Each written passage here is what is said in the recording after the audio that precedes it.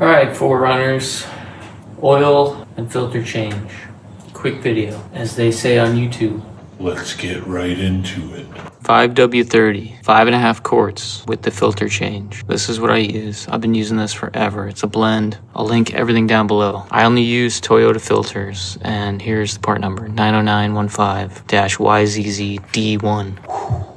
And then get yourself a pack of crush washers. That's a Dorman part number, I think. Everything's linked down below. Get a pack of like 12 or 24, super cheap. Change it out. Torque spec is 27 to 29 foot-pounds, I think, but I just go by feel.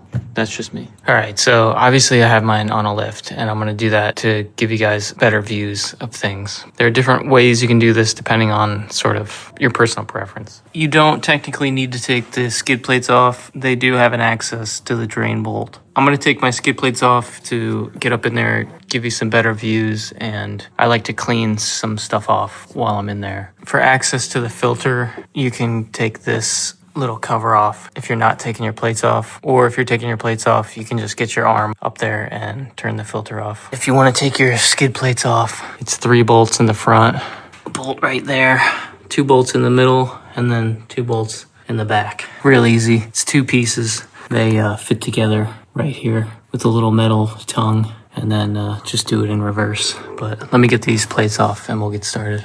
All right, skid plates are off. Those are 12 millimeters. Highly recommend putting anti-seize on the bolts when you reinstall. So there's the shot of the drain plug there. Got a catch pan. First, I will show you the filter. So you're coming up under the driver's side tire, and it's right there. You can get your hand on it. I like to get them loose and make sure they're gonna spin off easily first before I drain the pan, and then I take the filter off. So let me get to work on that. Drain bolt is a 14 mil. Crack that loose. Don't drop your bolt.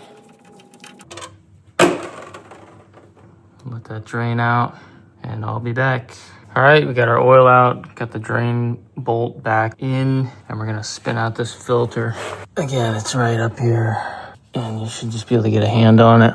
So let me spin this out and drain it. I'll be right back. All right, we got our new filter on. Just hand snug, nice and tight with your hand. Put some oil around the new O-ring on the filter. You know, boom, lube it up.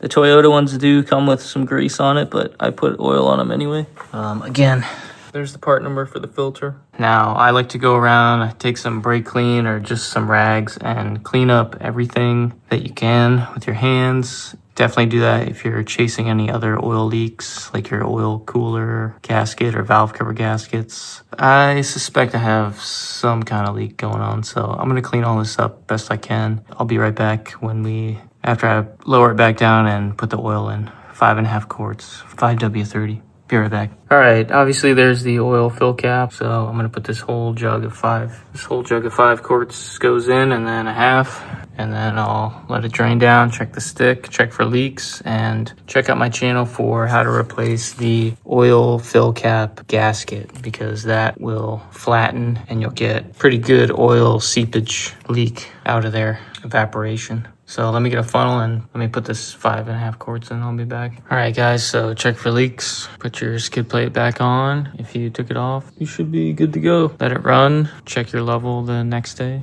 and hope that helps. Thanks for watching. Check out the links down below. If you got any questions, let me know. I read every comment. Subscribe to the channel. It would mean a lot to me. Check out my other videos. Time to rotate the tires. See ya.